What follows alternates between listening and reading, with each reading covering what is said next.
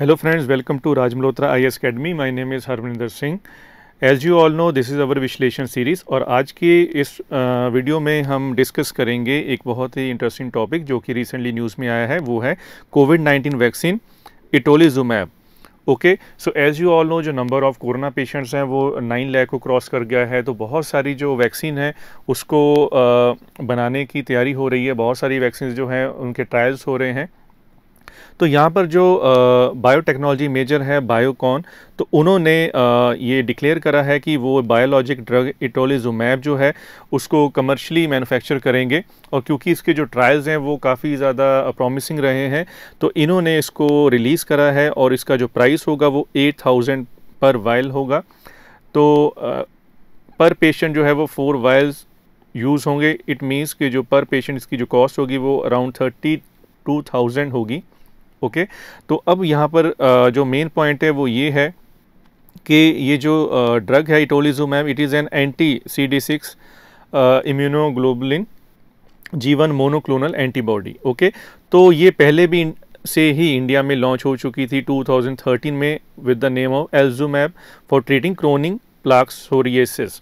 तो ये जो सोरियासिस है, it is a skin disease जिसमें रैशेज़ हो जाते हैं स्किन के ऊपर, तो उसके लिए भी ये यूज़ होती थी और ये यूज़ होती थी एज इंट्रावीनस इंजेक्शन। और अब भी जो ये वैक्सीन बनेगी तो ये इंट्रावीनस इंजेक्शन की फॉर्म में दी जाएगी। Okay, so drug controller general of India जो है उन्होंने क्लियर करा है, इसको परमिशन दी है कि इसको कोविड-19 जो पेशेंट्स हैं, चाहे वो सीवियर पेशेंट्स हों या उनमें मीडियम लेवल का जो डिजीज़ हो, तो उनको ये दी जा सकती है। ओके, तो इससे पहले ये क्रोनिक प्लाक सोरियासिस में यूज़ होती थी। सो प्लाक सोरियासिस की बात करें, ये क्रोनिक ऑटोइम्यून कंडीशंस है जिसमें स्किन सेल जो हैं उसमें चेंजेस आते हैं, तो स्किन के ऊपर इची ड्राई पैचेस बन जाते हैं। So this was for psoriasis. और दूसरी अगर हम बात करें इटोलिजुमैब की, तो इसमें ये एक एमरजेंसी ड्रग है जो कि यूज़ होती है for cytokine storm syndrome. Okay, तो अब यहाँ पर हम बात करेंगे कि जो साइटोकाइन स्टॉर्म सिंड्रोम क्या है, कि नॉर्मली क्या होता है, जब बॉडी में कोई एंटीजन एंटर करता है तो वहाँ पर जो एंटीबॉडीज़ होती हैं वो उसके ऊपर एक्ट करना शुरू कर देती हैं। जो इम्यून सेल्स होते हैं तो वो एक्टिवेट हो जाते हैं। बट अगर इम्यून सेल्स की जो ग्रोथ है वो आउट ऑफ कंट्रोल हो जाए तो वो बॉडी के हेल्दी सेल्स को डिस्ट्रॉय करना शुरू कर देते हैं।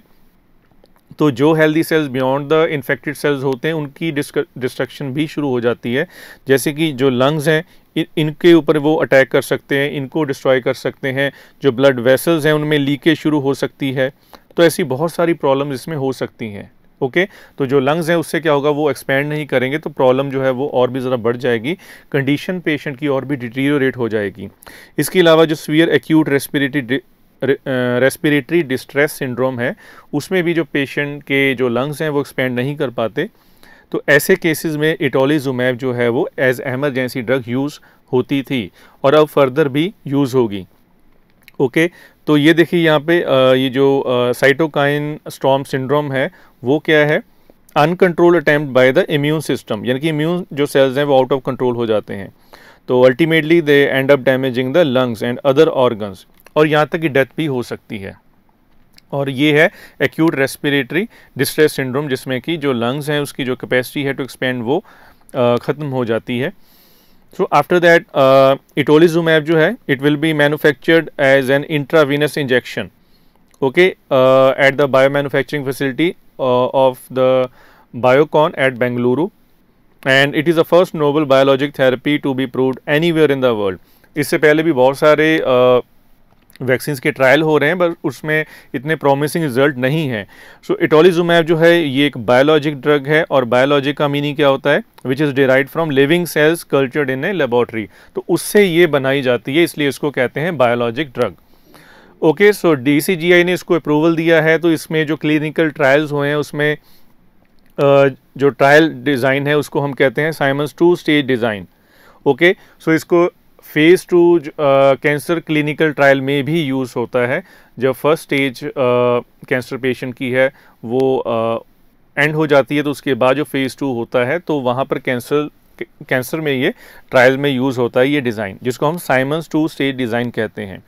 और अदर क्राइटेरियास में ये भी है इटोलिजुमैब के यूज़ होने का, क्योंकि इसमें जो ऑक्सीजन लेवल है उसमें इम्प्रूवमेंट आई है, जो इन्फ्लामेशन है पेशेंट की बॉडी में उसमें भी रिडक्शन देखने को मिली है। तो बहुत सारे डॉक्टर्स ने इसको रिकमेंड करा है कि ये काफ़ी ज़्यादा कन्विंसिंग इसके रिजल्ट हैं और इसको यूज़ करना चाहिए। और अगर हम इसकी इवैल्यूएशन की बात करें तो इसको बहुत सारे हॉस्पिटल्स ने बेस्ट स्टैंडर्ड ऑफ केयर इसको कहा है, तो इसीलिए ये इंस्टेड ऑफ अदर वैक्सीन ये यूज़ हो रही है। और अदर जो हमारे पास वैक्सीन है उसमें हाइड्रोक्सीक्लोरोक्विन है, राइटोनावीर है, oxygen therapy, antibiotics and heparin जो है, ऐसे बहुत सारी जो हैं चीज़ें हम यूज़ करते हैं।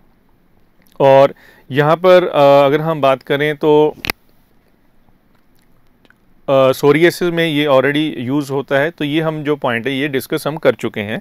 So it is hard to recruit a large number of patients in critical care condition, so numbers had to be kept low. इसका मीनिंग अब क्या है, as the number of patient is increasing in India, so intensive care unit में यानी कि ICUs जो हैं वो हमें कम पड़ जाएंगे। तो हमें बहुत ये ज़रूरी है कि हम नंबर ऑफ़ पेशेंट्स को जो मीडियम लेवल ऑफ सीवियरिटी पे रखें, ताकि वो ज़्यादा क्रिटिकल कंडीशन में ना जाएं, तभी हम उनको जल्दी से ट्रीट कर पाएंगे। तो यहाँ पर फिर इटोलिजुमैब का जो यूज़ है वो काफ़ी ज़्यादा बेनिफिशियल रहेगा। ओके, अब हमारे पास जो नंबर ऑफ़ पैरामेडिक्स या मेडिकल स्टाफ है वो भी लिमिटेड है, तो नंबर ऑफ़ पेशेंट्स जो है वो इंक्रीज़ हो रहा है। तो हमें ये कोशिश करनी है कि ज़्यादा से ज़्यादा जो पेशेंट हैं वो ज़्यादा सीवियर कंडीशन में ना जाएं, तो इसलिए ये जो ड्रग है ये यूज़ होगी। और अपार्ट फ्रॉम दैट जैसे रेमडेसिविर जो है उसको यूज़ करने में, अब जैसे पहले इसको भी क्लियरेंस मिली है, but it can cause many serious adverse effects including liver and kidney injury. So kidney के ऊपर बहुत ही हार्मफुल इम्पैक्ट हो सकता है रेमडेसिविर का, इसलिए इसकी बजाय इटोलिजुमैब को यूज़ करा जाएगा।